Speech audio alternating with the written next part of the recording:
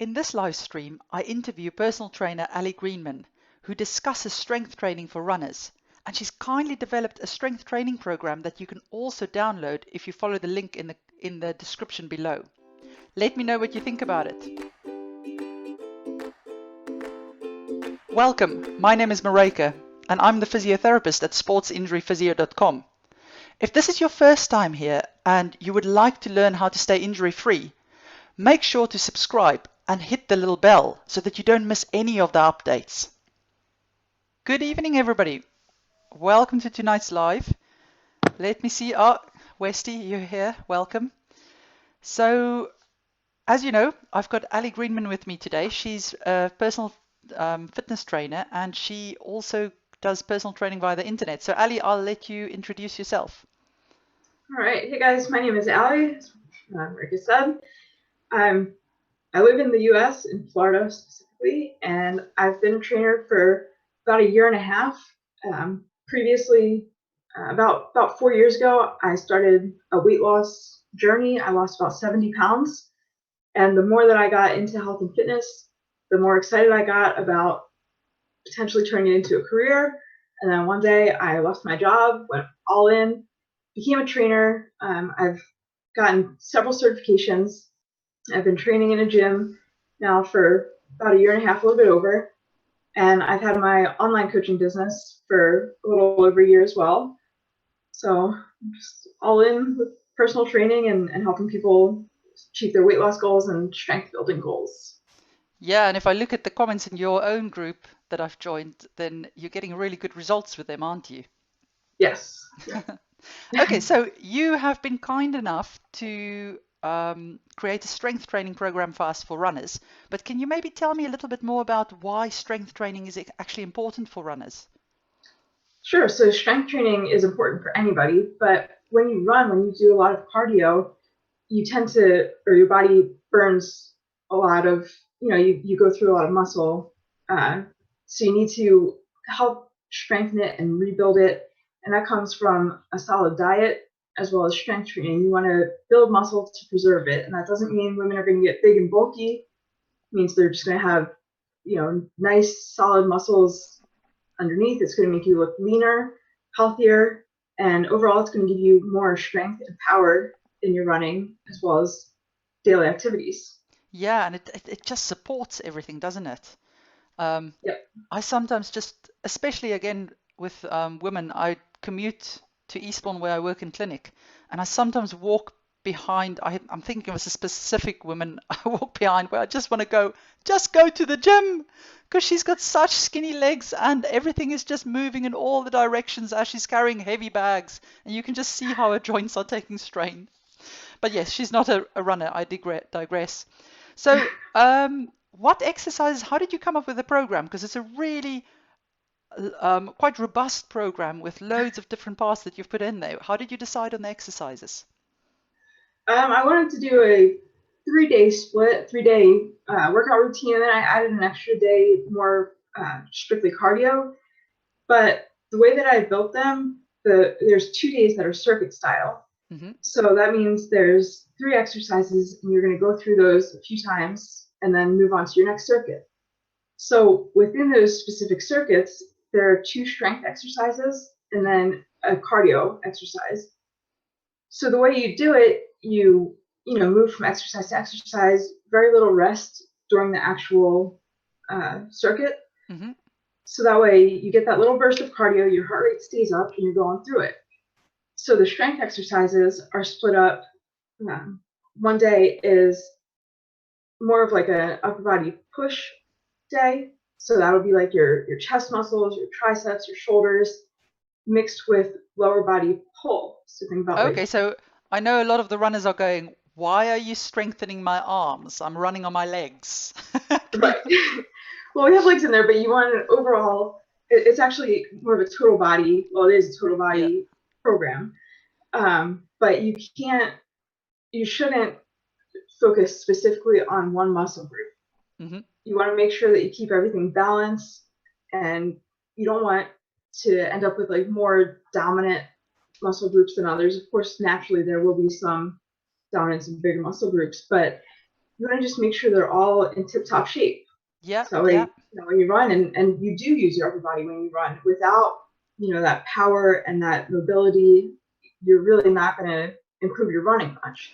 Yeah, and I guess to answer my own stupid question now, if I think of how the sprinters are built, then Yeah, they've obviously cottoned on to the fact that you do need upper body strength for running.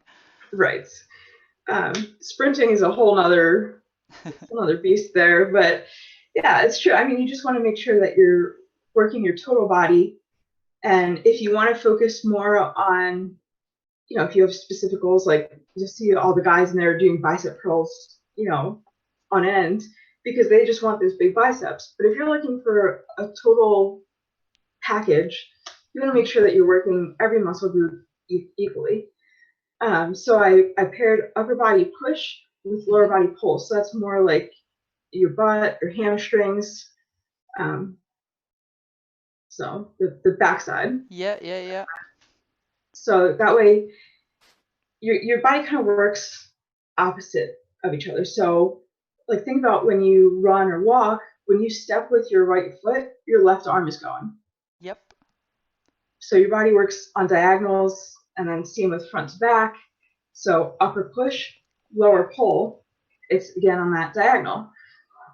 So that's one day, and then you also have on the other day upper pull. So Mhm. that's your back and your biceps, and lower push. So your Ah, quads. okay. So you've actually gone and broken the running or the gait cycle down and gone, okay, so we're going to take arms forwards today, legs go back on the together, and then the opposite diagonal. Okay. We actually Yeah. use that um, in rehab often as well when we rehabilitate different injuries. We work in the diagonals for that, so that works well. Mhm. Yeah. So it's more of like a functional movement pattern. And that's Mm, just how you naturally walk, how you naturally move. There's a lot of rotation, and your sides complement one another. Of course, I could have broken this up in a million different ways. I could have done all upper body, all lower body, but personally, I get, it's just too much to do all upper body in one day. Split it yeah. up. So I like to just break it down like that. And then the cardio exercises that I threw in there, they're meant to help with your power. Hmm. So obviously, when you run, I don't know if anyone here is a sprinter, but even still, when you're running a marathon or whatever it is that you're running, you still need to have that power behind you. Hmm. You still need to have that endurance. So the different cardio exercises that I use are more power based. So like jump squats, plyo squats, sprinter starters, those kinds of things where you're going to get that big boost and really go. And they're short, they're quick bursts, and you go back to the strength. Hmm. On another day, I wanted to throw some machines in there. I know a lot of people know how to work with dumbbells. They know how to work with, maybe bands or cables or different forms of resistance. But unless you're in a gym, you probably don't really know too much about the machines. So I wanted to give you guys a day to just play with the machines, check them out, get used to them, and I paired those with abs. So you have, or core, total core. Hmm. So you have like, let me look at it. I broke that up the same way, except for all in one day. So like that day has leg press with a plank. So that's just two exercises that we're pairing together on that day. And then a row and a plank. So leg press, there's that lower push, and the machine row, that's an upper pull. So I'm still alternating them so that way you're still hitting everything without burning anything out too quickly into it. So you get enough rest, you get enough recovery. You're not going to hit any of the same exercises within the full week. Hmm. So that recovery time is very important for And everything. the other interesting thing with the recovery time that I saw in your program. Now, normally when I do circuits, I just um, I'll do like one set of arms, go on to legs, go on to. I just keep on going. But I see you've kind of gone and put them as three different exercises, one set of, and then you rest for 2 minutes. So you make sure the body gets a proper rest, and then you go, okay, alternate 3 exercises of different body parts again, but then you rest for 2 minutes again, which is quite interesting because that will mean that you definitely get a good rest and then can perform properly again in the next lot. Yep, exactly. So when you're going through each circuit, I put on there 3 rounds. So if you want to, go harder and do 5 rounds or whatever you want to do, you want to be able to go all out in those. So I don't want you to do the first exercise and then be like, oh, I need some water. I'm going to go walk over there. I need to look at my phone. No, like you need to be going. So when you say to myself, okay, I'm starting to circuit 3, 2, 1, go, you're not stopping until you're done. Those 3 rounds, not 1 round, 3 rounds. Okay. So that way, you're by that point you should be pretty exhausted. Yes. So your muscles should start to be shaking. Those jump squats are going to get hard to get high off the ground. You're going to be like jumping lower and lower. But just pushing yourself through it as hard as you can. And then you do have 2 minutes to rest. Now, 2 minutes is a fairly long time. Typical rests would probably be like a minute, minute and a half. So if you feel comfortable to cut it back, go for it. Just make sure that you really genuinely do feel rested and you're not just rushing through it because you have something to do and you want to go. Really focus when you're at the gym. Try to just make that your time. None of these workouts are going to take you very long. A half hour, maybe 40, 45 minutes. But, that depends on you. If you're really pushing it and you're really working, you can get in and out pretty quickly and definitely feel like you've put in the work. Now, I know that as you're saying that, I know somebody's going to ask, because they always ask me, what's the best recovery method afterwards? So how would you say, what do you advise people to do afterwards to recover properly? Definitely want to stretch and foam roll. I'd recommend doing that before you leave the gym. A lot of gyms have a foam roller there or bring your own. But you definitely want to just take that time to cool down, take that time for your body to relax. And then when you get home, if you want to foam roll and stuff when you're sitting in front of the TV at night, whatever, it's a really good way to kind of work out the muscles. Well, you're not a foam roller while you're watching TV kind of gal? I should maybe try that. I hate the foam roller. I mean, I hate it too, but one of those love-hate things. The lacrosse ball is what really gets me. So you definitely want to make sure that you're, working those muscles and taking care of them afterwards. A nice hot shower. Just rest them. Make sure you're eating properly. Make sure you're getting enough sleep. Yeah, it seems sleep is the in thing these days, that it seems to be linked to loads of different injuries and illnesses, to be honest. Yeah. Okay, so if you have somebody who really wants to try out the gym, but they're feeling quite hesitant because they've not used it before, or they feel overwhelmed by the fact that they think they're not going to know how to use anything in there, how do you normally put people at ease? I always tell people to pick what time you're going to go and just go. Whether the first few times you want to go, and if the treadmill is your comfort zone, go hang out on the treadmill for a day or two and kind of scope it out, see who's there, because people, we're all creatures of habit. So if you're there at 4 o'clock in the afternoon every day, you're going to see all the same people at 4 o'clock in the afternoon. So you'll kind of get to, be familiar with some of the people, kind of know what's going on. And then once you do feel comfortable, jump right in. People are typically friendly at the gym. If someone's on something that you need and you see they're just playing on their phone or they're resting or they're kind of back and forth between 2 different things, just say, hey, do you mind if I jump in real quick? No problem. I think that I've had like 2 people tell me no, and that's weird. And I ask people a lot because as I'm training other people in the gym all day, I'm telling other people to get out of my way.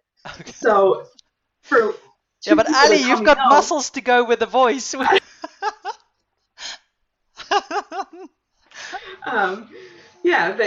people are friendly. A lot of times people have their earphones in anyway, so you don't even have to talk to them. Just like point out what you're doing and be like, mine's like, I'm gonna, and they'll be cool with it. Okay. You can switch things around to make sure, like, I don't know, so if something is open and you were trying to do something else, just go over to the open one and, Yeah, then next time jump on the one that should be free by then. Just kind of find your comfort zone within the gym. You'll find it. You just have to go, and not just once. You have to make the conscious effort to make yourself be comfortable there. yeah, yeah. Now tell me, so everybody's going to be able to download the program after we finish the chat here. If they've got any questions, what's the best way to contact you? Facebook message is perfectly fine. Mm-hmm. For the ladies, I have a free Facebook group.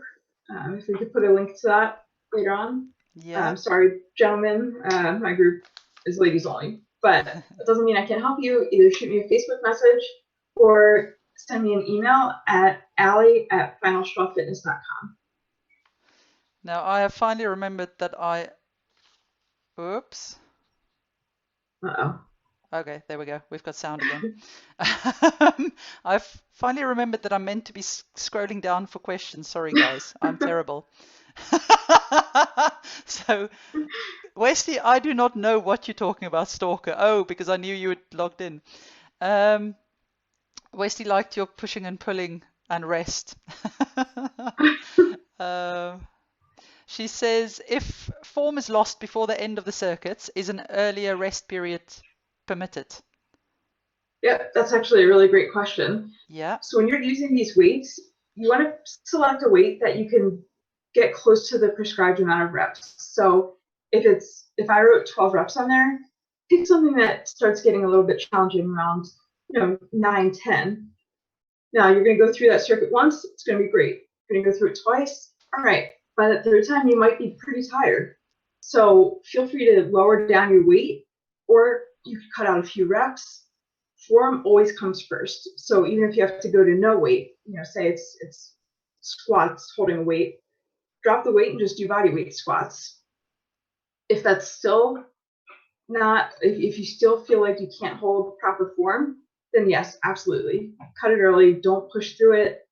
Bad form leads to injuries and lots of bad things. So make sure that you're always, always, always putting form before weight. Okay, then we've got Jem saying, I've recently joined the gym to complement my running. I've been working on all over strength training. Didn't want to get strong bottom half and weak top half. That true. That's right. I've previously used gym machines like leg press, etc., but didn't feel as though they were doing anything. Didn't get any muscle soreness the following day, for example. But when doing body weight strength and weighted squats, etc., using goblet squats, really feel like I've worked the next day and can see the progression when I up the weights. Is there a reason why there's such a difference? So with machines, I see a lot of people not using the full range of motion.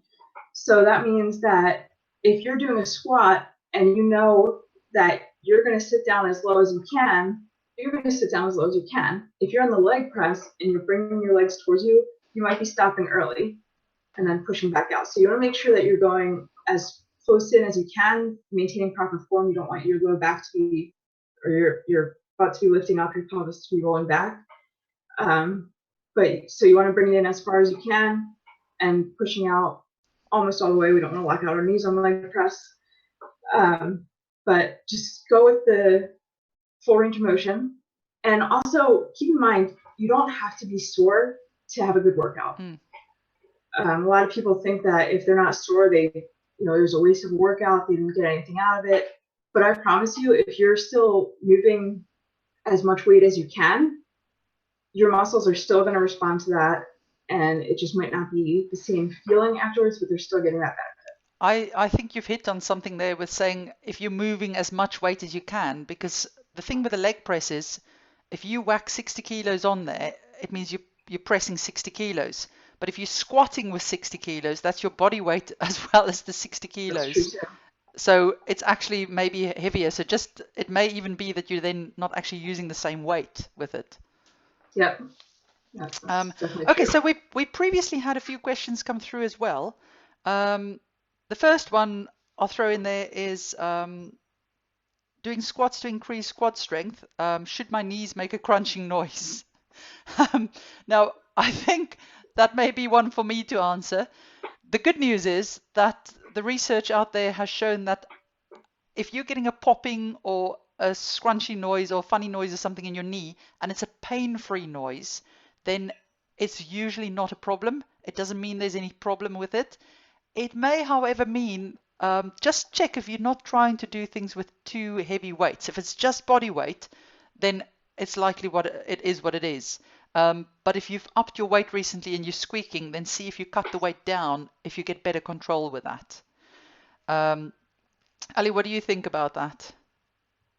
Yeah, that makes sense. I know like my shoulders click a lot when I press, but Yeah. they don't hurt. So it's more of like it scared me when it first started doing it kind of thing. So if it doesn't hurt, it's not ideal that it makes noise in my ear, but it's one of those things. Every time I'm like, oh, there it is. But yeah, if it doesn't hurt, just keep going. Just be mindful of it. Make sure it doesn't lead into something that hurts. Like if you start to feel it, then bring it to someone's attention. But if it doesn't hurt, go for it. And there are also other exercises that you can do that might not give you creaky knees. Yeah, because I guess When you need sometimes it's leg all about the extension. position, isn't it? Yeah. Um, So other ways to strengthen that muscle. okay, then I'm not sure if I understand this question correctly, but I'm going to answer it in the way that I understand it. So the question is that when the person's doing a stretch, something goes into spasm. Now I'm going to try and demonstrate this, but I've got everything on a very precarious thing here, so hopefully nothing goes plummeting. Okay, so what I think is happening is when you bend down to stretch your legs at the back out, it sounds as if the front of the leg cramps and you've got to stand up and straighten it out to get it to go.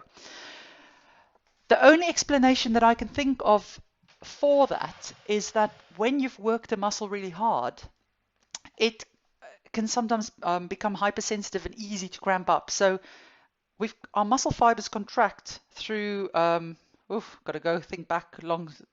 Um, they have a wavy pattern that they do, and they kind of slot into or alongside each other through contracting. Now, if you put a muscle in a shortened position, which you do with your hip flexor when you bend it up, those fibers are in a much more opportune position for them to just say, oh, I'll have that, and go into a strong contraction. And think of when you sleep at night after you've worked your calves really hard, and you just think you'll have a good stretch and point your toes out, and you know how your calf cramps up. It may be the same type of thing. So if you find that happening, especially after you've worked your legs, then what I would do is just do nice, long, sustained stretches of your hip flexors. Because remember, if we hold a stretch for about a minute or so, you actually switch the muscle off a little bit. So it's not something I would do just before I work the legs, but if you've worked them already and you're finding it difficult that they don't want to stop cramping when you want to do other stretches, then stretch them out for a long sustained stretch first and then go into the others. Okay. And then the last question was about glute pain while running, and she's struggling with piriformis syndrome, which is basically muscle in the bum going into spasm and can become really painful. And sometimes it can give pain down your leg and stuff as well. And she was hoping for exercises for that, Ali. But to be honest, I think I would actually, for that type of thing, I would bring it right back and work on make sure that your pelvic floors and your deep stabilizers of your core is activated first and working properly before you're going on to the big gym exercises. So I'll do a live stream for you on that one rather. Ali, what do you normally do with people if they say, "Oh, I've got a pain in this area. What exercise can I do for it?" A lot of times, if there is a real pain there, you don't want to add weight to it. You don't want to work it out. You want to focus more on like I guess like kind of a rehab type side, Hmm. stretching, depending on what it is, maybe foam rolling, Yeah, yeah, maybe seeing a doctor. If yeah, something genuinely hurts and it's not just like I worked out yesterday and now I'm sore, yeah. then it's not something that you want to add any extra weight to or any extra stress to. Okay, yeah. Okay, so people, let me just see, because I've forgotten to scroll again. Oh, here we go. Yep. Wesley is agreeing with your point about you don't have to be sore to get what you need. She's saying you're saying I need to go on a diet. I did not say that. Sometimes knees are just a bit tired. Okay, excellent. I think that's all the questions for now. Do you have anything else to add for now, Ali? I don't think so. If anyone has any questions, again, feel free to reach out. Yeah, excellent. So what I'll do is I'll make a separate post in a minute of to share Ali's group. If unfortunately only if you're female, you can go join. Sorry, guys. But I will also put the PDFs and everything in the group for you guys to download. If you don't find it, let me know and I'll give you the link because it's also in the blog post I'll share later on. Thank you for watching. If you would like to learn more about preventing sports injuries, make sure you hit the subscribe button. See you next time.